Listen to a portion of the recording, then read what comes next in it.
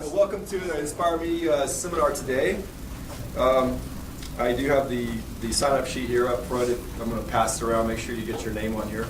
I want to make sure we track and see who else come into these events. I'll go ahead and do that. If you haven't already signed it, just go ahead and pass it around. All right, so today we have a special guest speaker from inside the department. Really excited to have Dr. Aykut Satici here. Dr. Satici started with us last March officially, and so this is his first academic year with the department.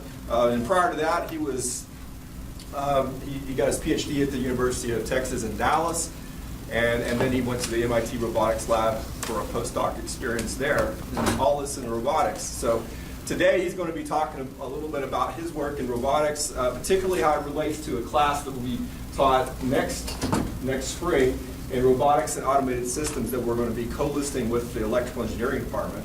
So it's going to be should be an interesting discussion. He's also the director of the Robot Control Laboratory, which is actually just on the other side of this wall here. And so we're creating a facility that's going to be dedicated to robotics research, and Dr. Satici is going to be managing that. So if you're really excited about it, you might want to give him stop by and say hi and maybe introduce yourself.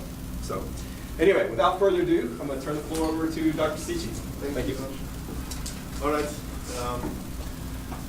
So, as Don has introduced, the topic today, I'm going to talk about robotics and automated systems. So it's going to partly contain what the course is going to be like. This is by the way, it's a 500 level course, but the seniors can also take it. It's also listed as 400, so you can get it counted towards your undergrad degree if you're interested in it. And partly I'm going to talk about some general robotics, what's been, how it has evolved over the years, and I'm going to give some brief history and look at what some contemporary robots look like. And essentially, the course is going to be about how do you design those, how we control such robots. Okay, so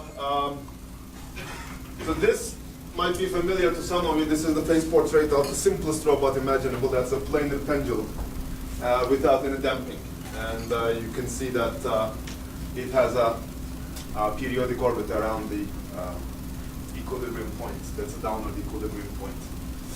Anyway. Okay, so let's start with what a robot is. And there are many definitions that you can find in the literature and the internet, and I've taken some definitions from dictionaries, and some of these definitions are dated, really, because when the robots first got introduced, they weren't as capable as they are today. And so, for example, Webster says an automatic apparatus or device that performs functions ordinarily ascribed to human and operates what appears to be almost human intelligence. And that's quite a nice definition. But the Robotics Institute of America says it's a reprogrammable functional manipulator designed to move parts and tools, specialized devices through variable program notions for the performance of a variety of tasks. It's a bit more elaborate definition, but I like this one, and I took this one from a presentation of one of my fellow professors. And it says that a robot is an intelligent system that interacts with physical environment through sensors and effectors. Really, it doesn't matter how it interacts, what it does, but the point is that it is somewhat intelligent, and it interacts with the physical environment. So there are sensors that give information to the robot about what's going on around, and the robot, in turn, makes something happen in the environment, like picks up an object, manipulates this, whatever, and so it affects the environment through the actuator that it has, or some effectors, like its hand, it might be a gripper or whatever, and it affects the environment. So this is the general, this is what we think about when we talk about a robot. Really, and the question arises, is a human a robot? Yes, it is. It is a robot that is manufactured through millions of years of evolution. It's not made of metal parts, but we have our own actuators, our muscles, and we do sense the environment through many of our senses, like hearing, seeing, and etc. And we can also place such sensors on the robot, on a robot that we manufacture. And interestingly enough, we can put even more sensors on the robot that we are incapable of utilizing ourselves as humans. So the robot can have like a superhuman vision. It can have infrared vision. It's this and that, and we use that all the time. Robots use that all the time. So we look at the cosmos to see what's going on in the space through many different spectrums of light, right? And it's not, our eyes can't really see most of that spectrum, but the robots, sort of robots, or sensors really, that we manufacture actually enhance our ability to see even farther away.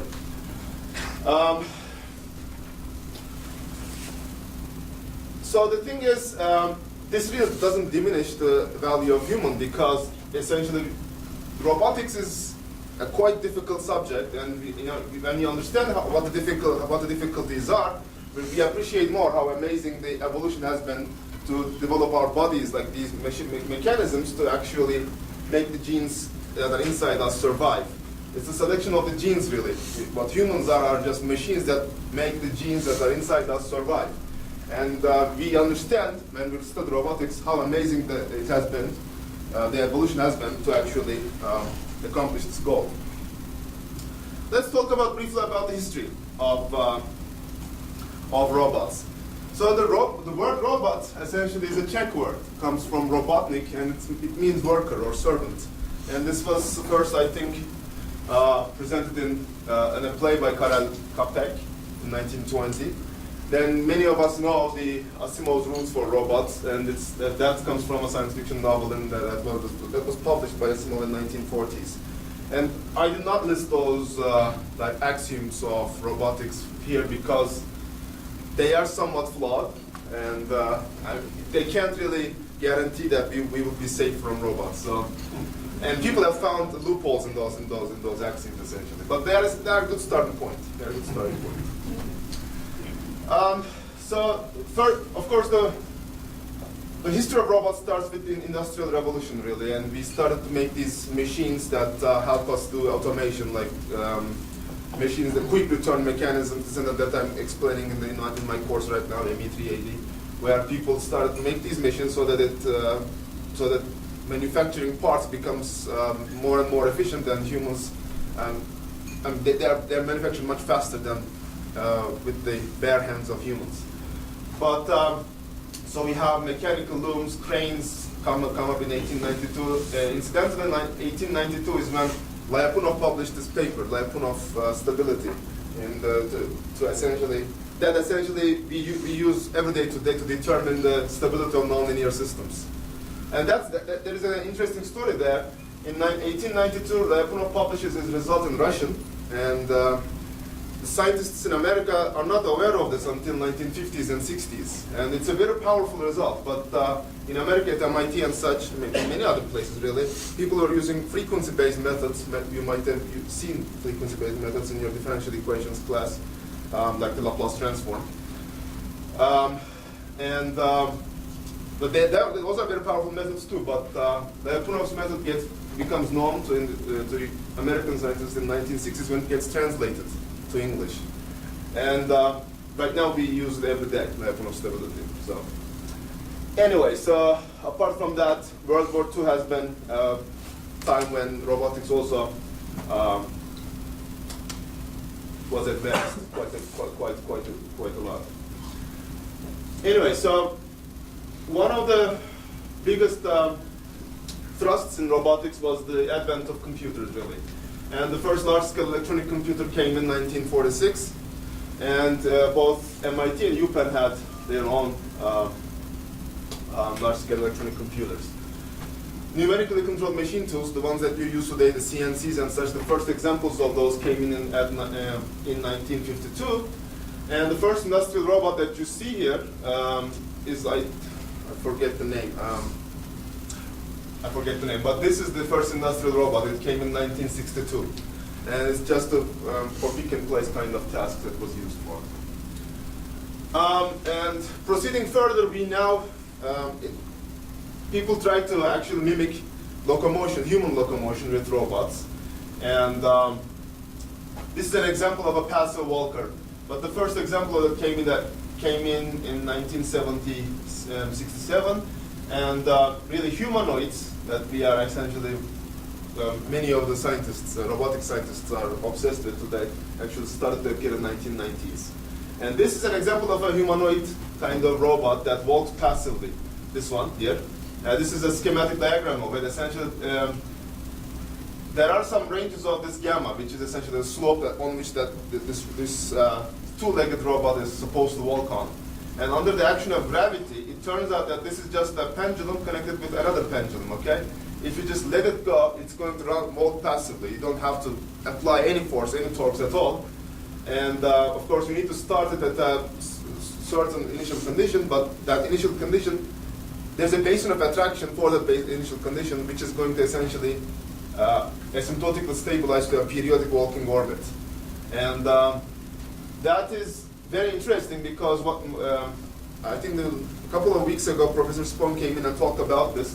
It's very interesting because essentially once you know that gait, you can kind of, if you have a motor at the hip here, you can kind of use that motor to mimic this walking gait and stabilize the walking for different slopes with the knowledge of this gait. And Andy Ruina was the first to actually exploit this, and Andy Ruina in Cornell. And this is the prototype that they built. And there's a slope here, and this robot walks. If you just go on YouTube and write passive walker Andy Ruina, you're going to see it walk without any actuation at all. Okay, what's going on? Right.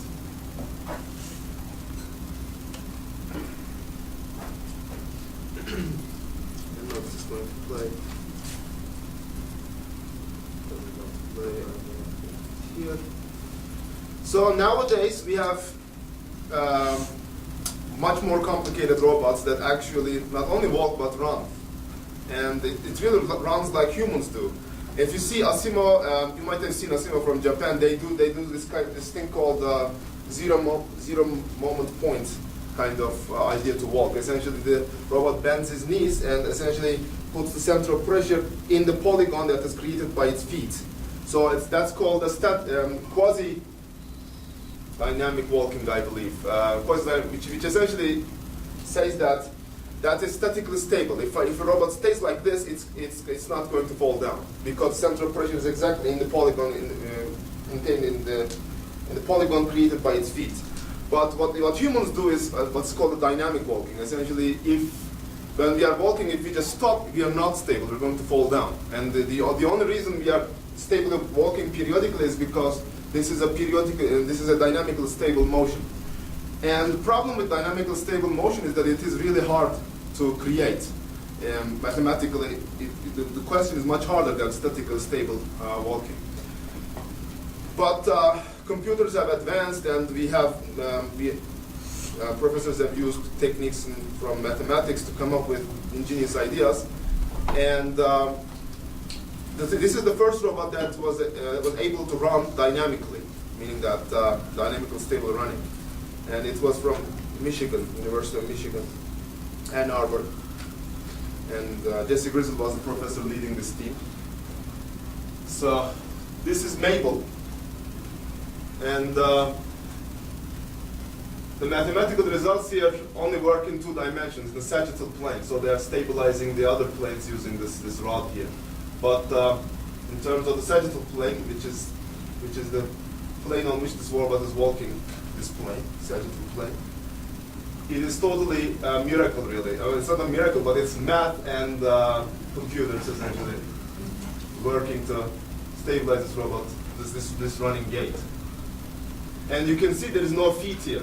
It's a point feet, what we call, and that essentially introduces what we call under actuation. And under actuation means there are more degrees of freedom that this robot has than the number of actuators. So you cannot control every joint independently. Okay.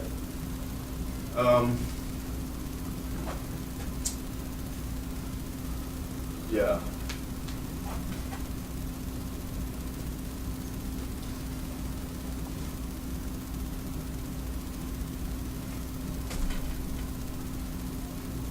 So you can see this is a much more complicated robot than the passive walker, and indeed goes around. And we're going to see other examples of walking and running robots. This is not the only thing that humanoid robots do. And there was a DARPA Robotics challenge that was announced in, I believe, 2011, and it concluded in 2015. And there, the tasks were, there were various tasks a humanoid robot was supposed to complete, such as drilling a hole on the wall, going over an uneven terrain. And you can see this terrain is quite even. It's just a flat surface. What if what if the robot is tasked to go up the stairs and come down the stairs, etc. And those are different tasks that are almost as challenging as this one. And we're going to see examples of those too. Okay. So that's Mabel.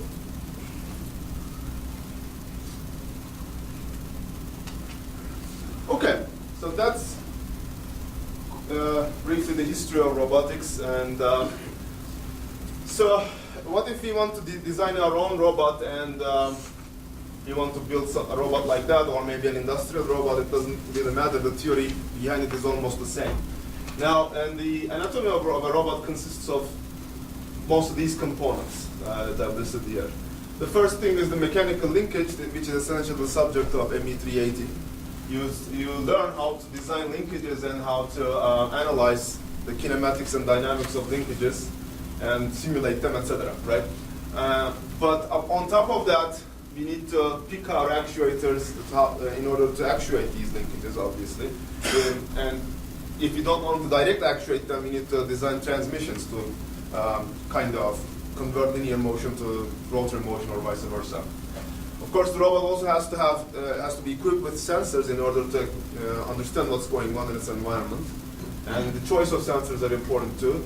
On top of that, we need to design controllers, because even if we build that robot, it doesn't mean it's going to do that pick and place task or whatever the locomotion task that we intend.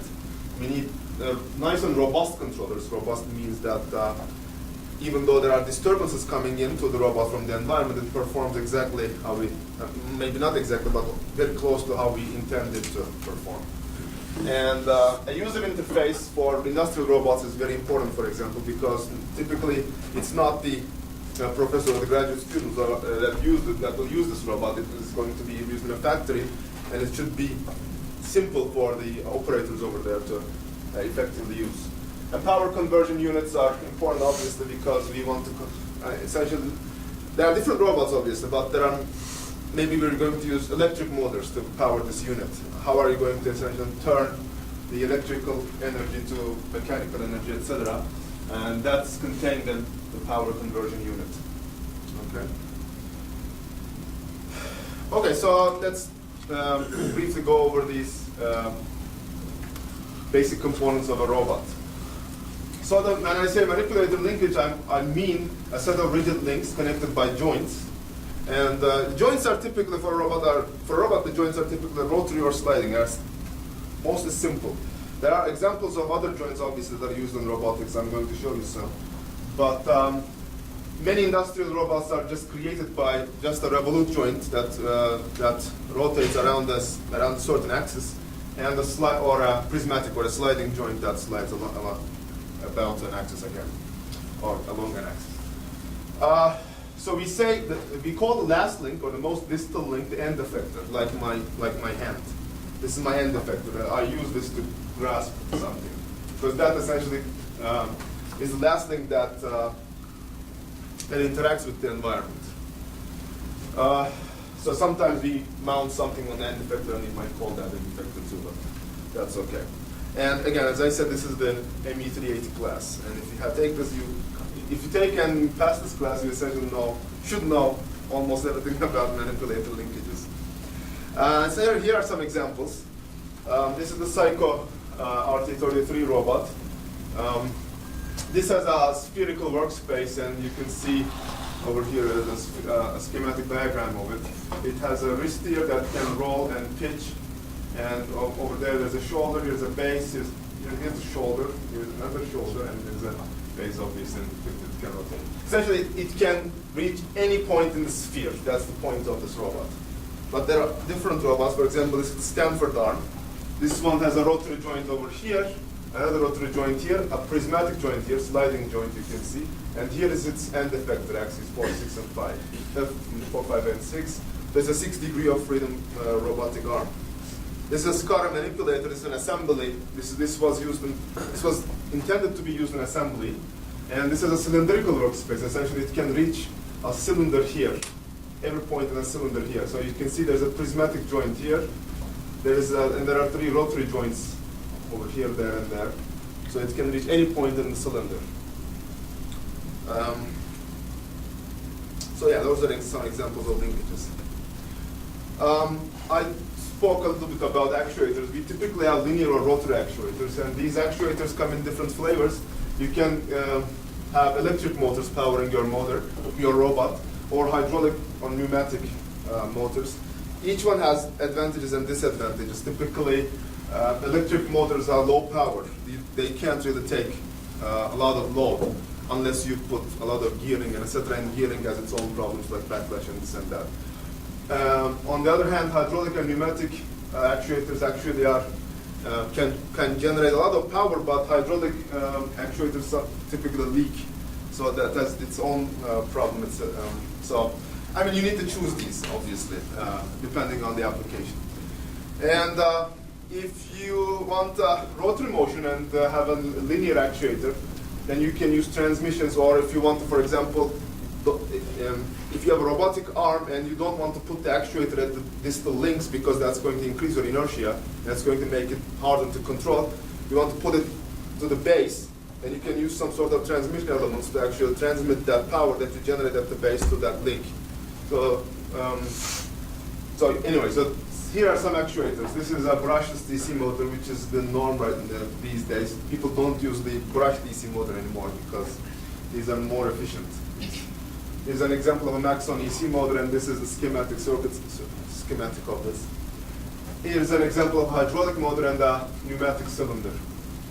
You might have seen these, obviously, but yeah, here they are for you. This is an example of a transmission. You can see that in order to actuate this elbow joint, we use a prismatic joint over here, and and some passive revolute joints, and that essentially actuates the elbow joint. This was used in a robot, Cincinnati Electron T3 robot. So, and also, we also have this distinction between parallel and series robotics or manipulators. And series manipulation is essentially, the definition of that is if every link is connected to at least 2 other links, those types of manipulators are parallel manipulators or closed form linkages. And open linkage is a linkage that such that not every link is connected to 2 other links. Such as my arm, my end effector is not connected to 2 other links. But, for example, the lower arm is connected to the end effector and the upper arm is connected to the shoulder and the lower arm, etc. But if this hand was connected to something else like this, it would be a parallel manipulator. And there are multiple usages of parallel manipulators because parallel manipulators tend to have essentially these nice properties. They have high strength to inertia. They have high strength to inertia ratio. They have high stiffness. But the problem with them is that they typically have smaller workspace than serial manipulators. And they also have more complicated kinematics and dynamics. Even though in ME380B, I am trying to have some of you guys solve parallel manipulators. So here are some examples from my own research. This was a robotic arm we designed when I was doing my master's. This is what's called a RPS mechanism, and P under the underline implies that this is the degree of freedom that's actuated. This is a UPS mechanism. This RPS says there are revolute joints here. P is the prismatic joint, and S are the spherical joints that are attached to the platform there. Okay, and this is a UPS because there are universal joints there. This was used for ankle rehabilitation, and our idea was that we can convert this RPS to a UPS by just switching, using a latch. and it would essentially allow us to perform different exercises for the ankle. This was used for ankle rehabilitation. You can see that this is a parallel mechanism. Every link here is connected to at least two other links. And the reason we typically use want to use parallel manipulators for rehabilitation is that humans can generate a lot of force and torque in their joints, and typically a serial manipulator can't really handle that with an electrical actuator at least. And you don't want to use the hydraulic actuator because it's dirty and it's not very safe. So you really want to use electrical motors, but they don't have enough power typically to actually generate the force and torques, or withstand the huge force and torques human can generate. And this is an example. It's another example of a parallel mechanism that we designed, and this is used for wrist rehabilitation. Typically, the wrist rehabilitation is necessary for some patients who essentially got stroke and they can't really use their wrist anymore because some of the connections in the brain have been damaged. So what they can do, sometimes they can do a little motion, sometimes they can't do any motion. If they can't do any motion, you want to assist them to move in the correct direction so that the brain can form new connections. New connections can be formed in the brain such that the human can do it himself or herself afterwards. But if she can do a little bit of a motion, then you don't really want to assist her to do that same motion because of some amazing thing that the brain does. If you assist them by doing that, essentially the brain says, okay, I don't have to create any more connections because something is doing it for me anyway. So why would I bother essentially forming new connections? So essentially, you want to assist whenever the human operator cannot do that motion. But if she can do that motion, you really want to resist her in order to for the brain to actually make those connections even more robust. So that manipulator that we designed was essentially doing exactly this task. We had a controller running in there that actually assisted or resisted as needed. Okay, so what about sensors? Every electric motor typically comes with an encoder. Sometimes if they don't, you can use potentiometers just to mimic what the encoder does. An encoder is a digital sensor that tells you where the shaft of the motor is. Essentially, you point the laser, and over there are black and white strips, and that as you turn the shaft, that black and white strips turn too, and the laser counts how many of the black strips it has seen, or something like that. The black does not reflect; the white reflects, so it just counts how many it has seen, and then it tells you what the angle of the shaft is.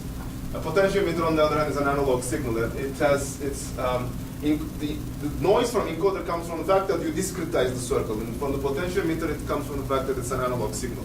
So trade-offs there. There are tachometers, accelerometers that help us measure velocity and acceleration, and let me go first of all go through this first. In order to measure forces and moments, we have force and torque sensors. And they are typical strain gauges. You push on something and there is a spring there, and then it tells you. When you design the force sensor, you know the stiffness of the spring. And you essentially measure the deflection the spring has gone through and multiply by the stiffness coefficient and say that is the force you apply. So of course, those have it's their own dynamics, and when you get that force information, it is a lagged force information. It comes from a couple of milliseconds ago, essentially, because essentially you have to deflect the spring first, and then it told you what the force was, right? So there is that issue, obviously, and you need to take that into account in your control algorithm because you know that there is some lag. So with what you measure and what's actually happening are not exactly the same because there's some delay in that transmission. We also have vision sensors, acoustic sensors, and vision sensors, of course, can be done in any spectrum, as I was explaining before. It can be done in the visible light spectrum or infrared spectrum, whatever, right? Right. So, and we always have to keep in mind that these sensors essentially are noisy. They can't give you perfect information. So there's always some sort of noise associated with some sensors. Obviously, the better the sensor is designed, the less the noise is less. But you can't eliminate noise altogether. There's always going to be some noise, and you need to know that the noise is there, and you need to design your control algorithm such that it's not so sensitive to this type of noise, and it still does the job that you intended to do. Okay. Here's an example of a vision sensor. This was a research done in UT Dallas, not by me, but a student of another professor. Here is a vision sensor here. That's an expensive camera, and what it is doing is what's called an extremum seeking control. Okay, and the extremum seeking control is essentially something like this. You want to maximize a function, but you don't know the closed form expression of that function. Let's say. The robot has to go to places in order to sample the values of that function, and then essentially go to the place which maximizes the value of that function. In this case, they were trying to maximize the salience in the image. So the vision sensor camera reports an image, and there is what's called a measure called a saliency. And the saliency measure is interesting because it is thought that when you maximize saliency, you look for interesting things in the environment. It is said that humans actually kind of maximize saliency when they look at the scene, because those places which have more saliency measured are kind of more interesting. So, for example, this background is dull. It would have less saliency than these guys because they are kind of colorful and not so dull, right? So in this case, the camera is looking at this junk here, but it is supposed to maximize the saliency, and this packaging of the processor here has more saliency measured than the other stuff. So what it does essentially is the robot works its way around the whatever junk is in front, this cup and such, and goes around and goes to a vantage point where it sees this processor much better. So the first thing it sees is something like this. Sometime later it sees that, and sometime later it actually it has only this in its field of view, as you can see. It's called an external seeking control. So what about some force sensors? Where are force sensors used? And there are many examples where force sensors are used. For example, writing on the board is one example, right?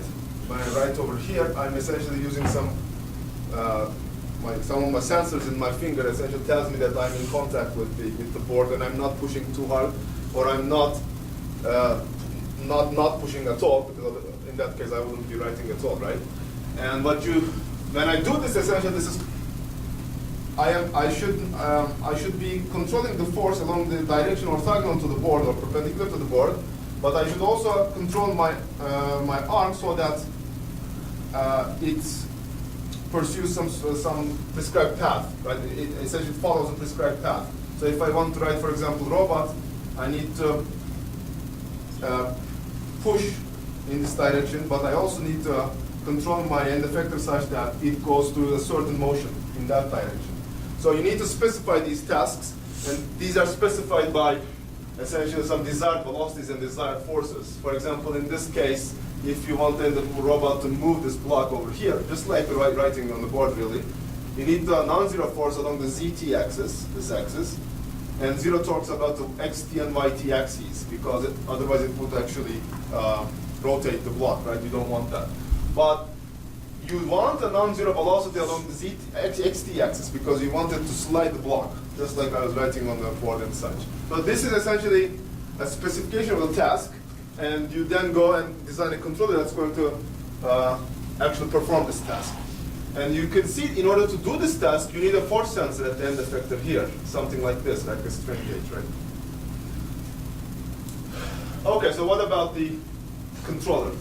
The controller, I was talking about it in passing quite a lot, but because essentially I am a controls person as much as I'm a robotics person. So that's my expertise. It provides the intelligence to control this manipulator system, really.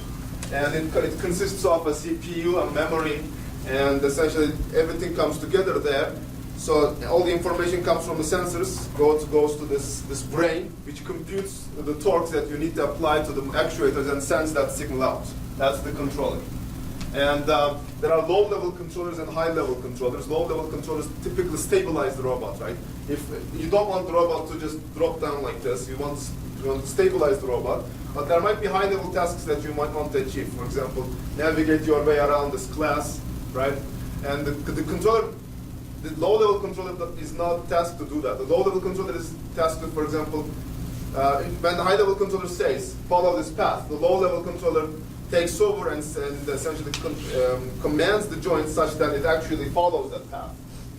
And so there are these specifications of controller, I mean hierarchy of controllers essentially, you might call it. Okay?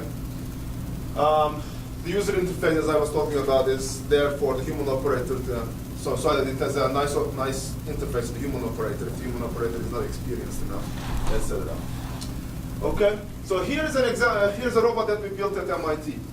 This is a soft robot, what we call, because you can see here, because there's a rubber band there, and it's not a rigid part like metal or something. And soft robotics is a big trend these days. NSF is very interested in soft robotics, and this band here essentially is modeled in some way in our equations of motion, and we control this puck. We control this puck so that it goes through a maximum height and comes back, and it controls its X motion so that it doesn't just fly off the top of the board. And this is an air. This is like what's that called? Like an air table, yeah. So the friction is quite minimal there. So if you just hit it wrongly, with some X velocity, with a big X velocity, it's going to just fly off the air table. So you need to be careful about not doing that. So the first thing you saw was we essentially had the form of the controller and we tuned the gain by hand. And the second thing you saw was the Poincare controller. This Poincare is what we call a Poincare controller is, we call it Poincare controller because we essentially make use of what's called this Poincare map, which essentially is used to analyze periodic orbits of robots, okay? And you can see the robustness of the controller. I'm just trying to give some perturbations. And it still does the stabilization. So the reason I want to show you is this is if I get a wider shot of the system. Here is our motor, right? There is a motor. There is a motor here. There's a gear there, and the shaft is connected to this what you can call an end effector. Okay. And over there, the flashing thing over there is our power conversion unit. Okay. And over there, essentially, we have what's called an embed. We use embed. Embed is something like Arduino. It's like a more powerful version of an Arduino.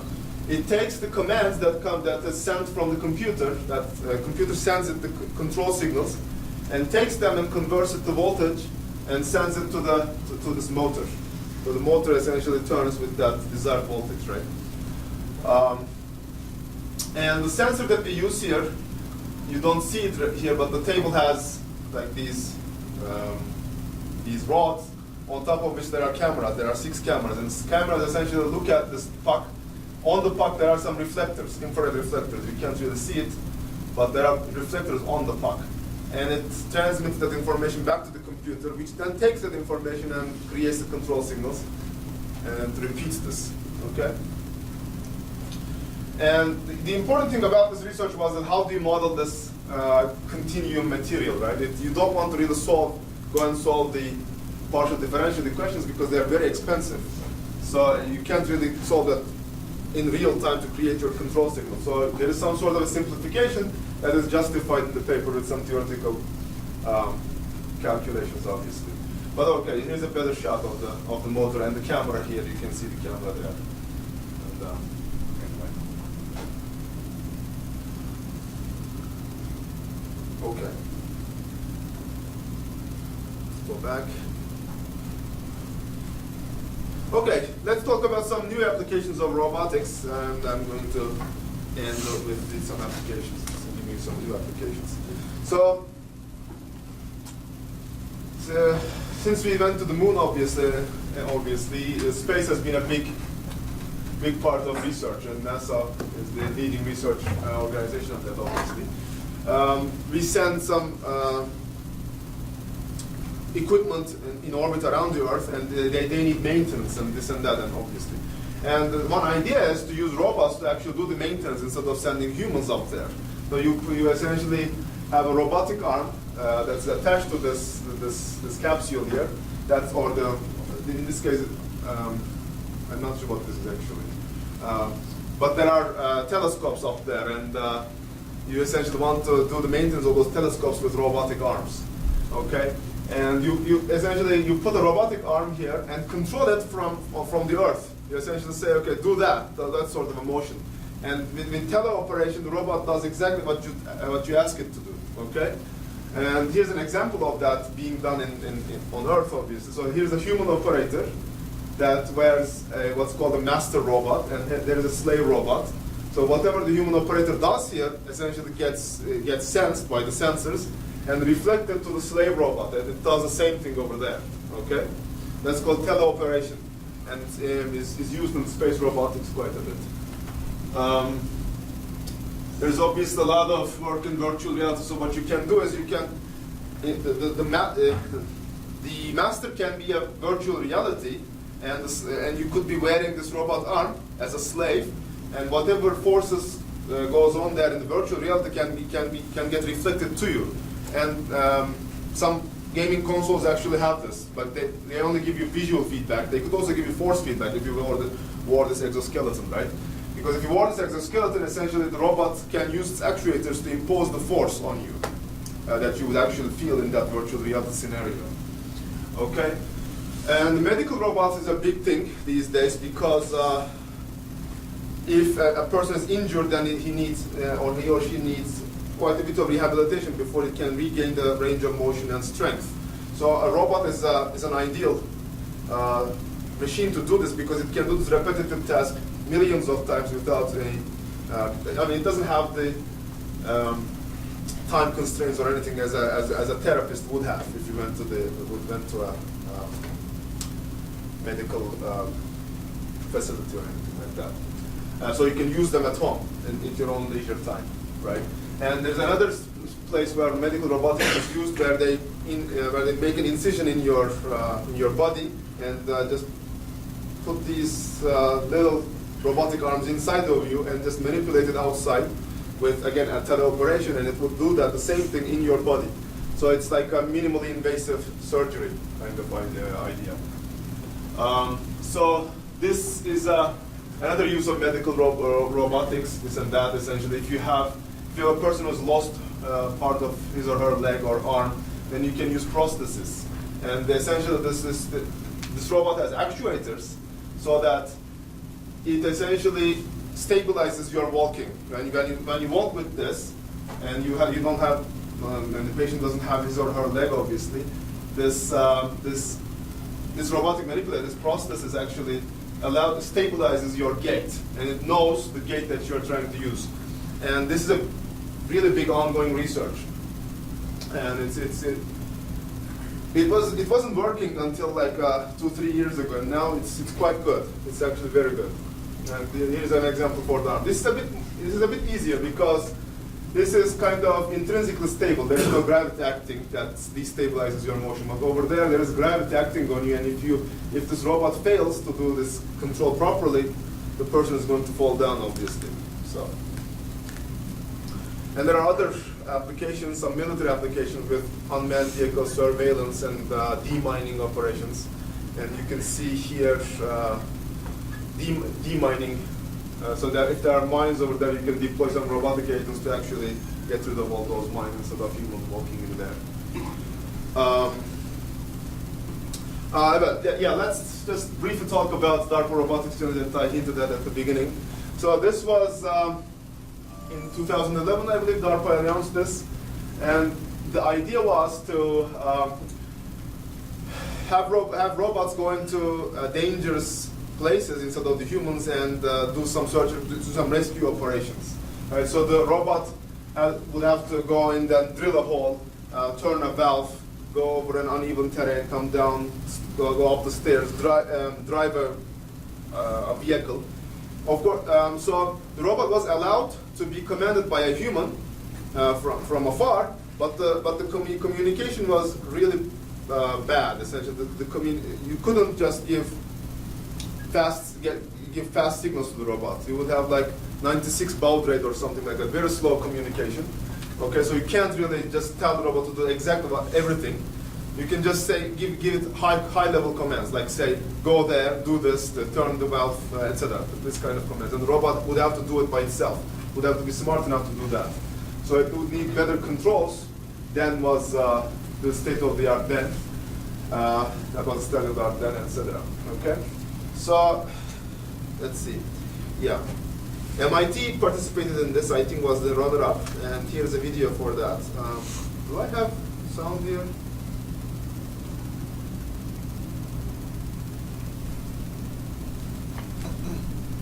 I heard a little bit from one of the previous videos, so maybe just need to turn it up. All right, here's a quick story. I had the hardest day of my life because... This is Rasted Rek. He was my mentor at MIT. Let's hear it from him. All right, here's a quick story. I had the hardest day of my life because we woke up, got here at 5 this morning, powered on the robot, and it went...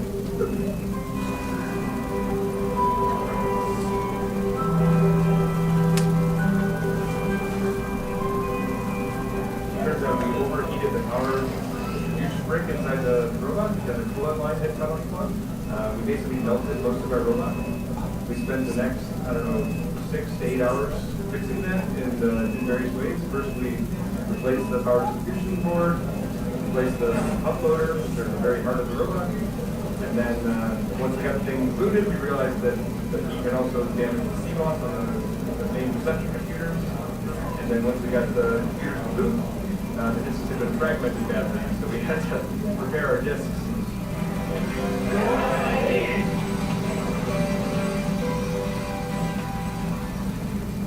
We got out here, our wrist broke. Boston Dynamics fixed our wrist on us. After all this, we got to run finally. So this robot has to get out of the vehicle stably. It cannot fall down, obviously. Then the winning time. Take that drill a hole on the wall. Started cutting, the drill slipped away from the wall. The human operator tried to cut again, but the drill has a 5-minute timeout. So at the end of 5 minutes, the drill stops. At that point, it was either 8 points or bust. We knew that if we didn't get all 8 points, we wouldn't win the competition. So he did what he was supposed to do. He started trying to punch the wall.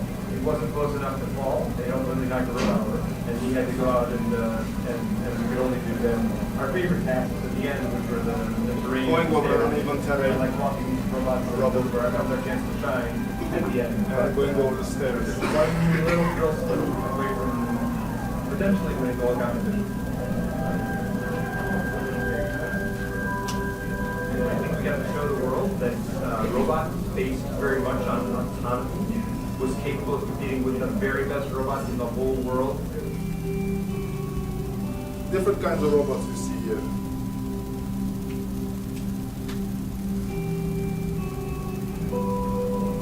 I'm extremely proud of the team. We've been working absolutely around the clock this week. We faced all sorts of problems. We've addressed them.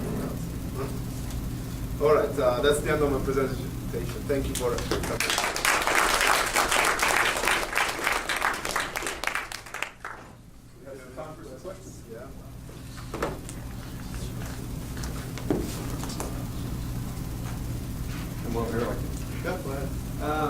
Do you have what's your knowledge about controls with that are driven by people's decisions, like neurological stimulation will cause the robot to actuate?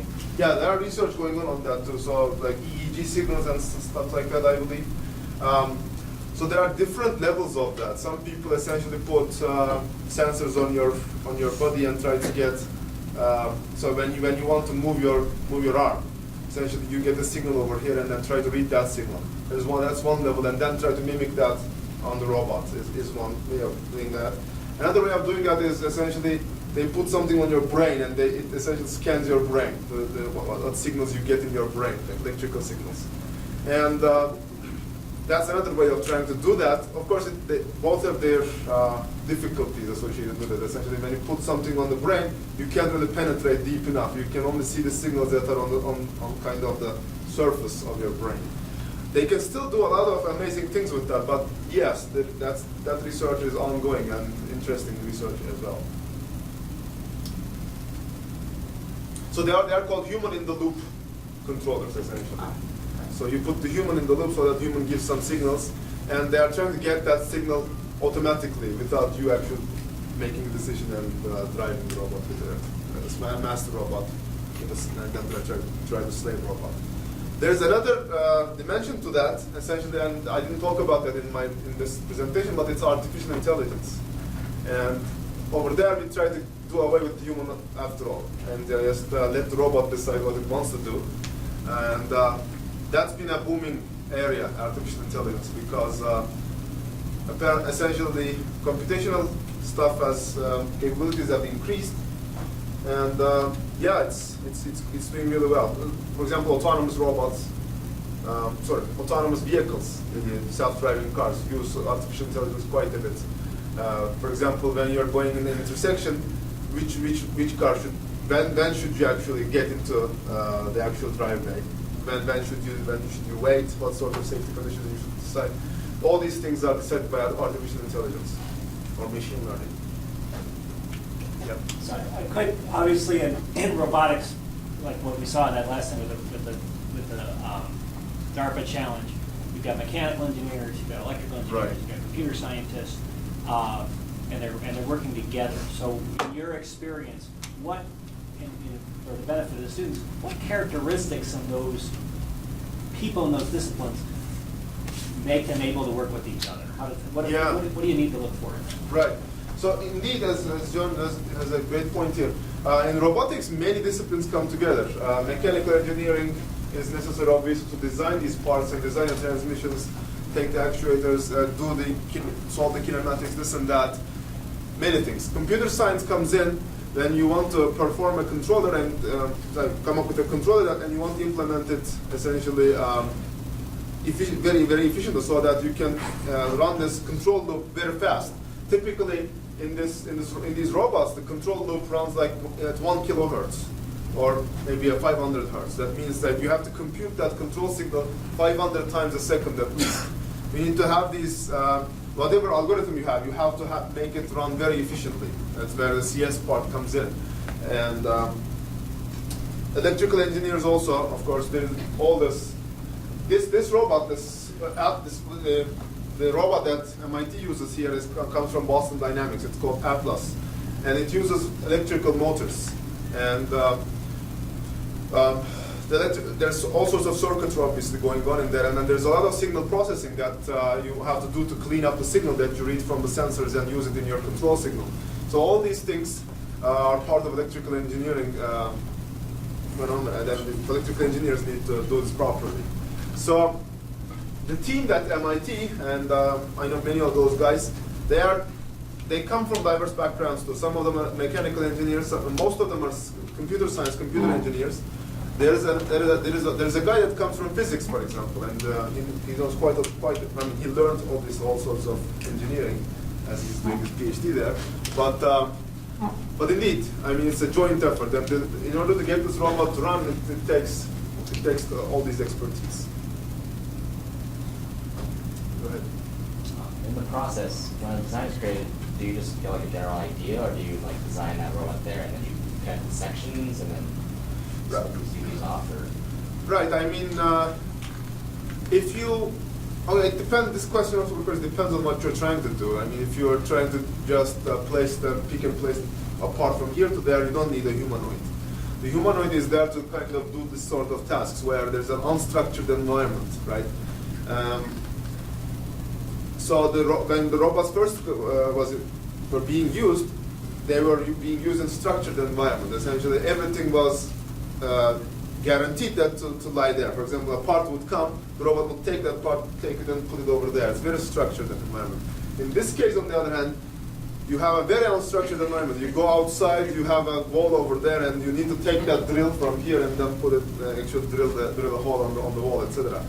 And so, to walk over uneven terrain, you need the legs. That's why the legs evolved. Otherwise, the wheeled robots are just as good to run on a flat terrain, obviously. So again, for that, essentially the question is, what sort of task do you want to accomplish? And then you want to pick the simplest robot that can do that, right? If you want other tasks to be accomplished by a robot, then you have to make that more and more complex, and you get to a humanoid at the end, obviously. Maybe there might be more complex tasks where humanoid isn't enough, and you have to get some other sorts of robots, right? But yeah, you have to make your design decision given the task specification you are supposed to accomplish. Yeah. So how developed is AI? Like, what are the restrictions? Yeah, that's a good question. I'm not the expert on AI, but it is much more developed than what it used to be these days. So I think last year, like 6 months ago or something, I attended a talk. People can do this sort of thing with the AI. So they have a unmanned aerial vehicle, let's say a quadrotor or something, right? And they put it in a path, and then on the right and on the left there are trees, right? And there is a path like that, and then they say the robot to just go along the path. So, and the control, there's low-level control that essentially accomplishes the task. Given a trajectory, it makes it follow the trajectory, right? But what is the trajectory? The robot has to actually come up with its own trajectory, and the end goal being just going along the path, essentially. But there are disturbances coming in, obviously, and so when the UAV tends towards these trees, it should sense that it should not hit the trees and then navigate around the trees. So it could, the path could be, of course, twisted like that. It should twist itself, of course, accordingly. So the idea over there was that the left-right signals it was coming from the AI. So it would have to perceive the environment and then tell the low-level controller, now turn this way and turn that way, etc. And it would do that. People say that they can do that in the papers, but the research is not so. It's not clear how much of that they programmed or how much of that they actually gets done with the AI. But it's close to being done. So that's important because that can get implemented in autonomous driving. But autonomous driving is a bit easier because it's in 2 dimensions, whereas the quadrotor has to do it in 3 dimensions.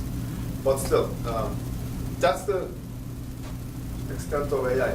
But there are, of course, other uses of AI. It's not just for trajectory following. But yeah, I'm not too sure about all the uses of AI. But I'm sure that there are many more of them. Maybe time for one short question. I was asking maybe could you just give an idea about what kind of accomplishments or what kind of objectives that you're going to see in the course that you're teaching in the spring? Right. So what would students expect? Right. There are, I think, advertisements around the campus right now. This is what kind of stuff you can expect from the course. What you can expect to do is essentially you will be able to analyze these robots, the kinematics, the kinematics and dynamics. You will be able to generate the dynamics and simulate these robots in the computer. I will also talk about how you control, how you do low-level control, how you have the robot to follow a trajectory, for example. If there is enough time, I want to either do vision-based control. It's a bit of a more high-level control, or I want to introduce how you control the mobile robots, the robots with wheels and such. So it's a basic course, but everybody who's interested in robotics needs to take that course because it will give you it will show you how you are going to model the robot, how you're going to actually derive the kinematics, how you're going to derive the dynamics, so you can simulate and see it actually working in the simulation. So, and that's compulsory. You can't just, okay, here I've made a robot and it's going to work. It's not going to work. You have to first simulate it. At least you have to simulate it, and even then it's not going to work. So, real world. so you'll get all the necessary background to build these robots and control them, and then you have to work on it a little bit more in order to get it actually to work. All right, well, thank you very much. Thank you for attention. If anybody has questions, you can be right in for Oh, yeah, I'll be around here. Okay.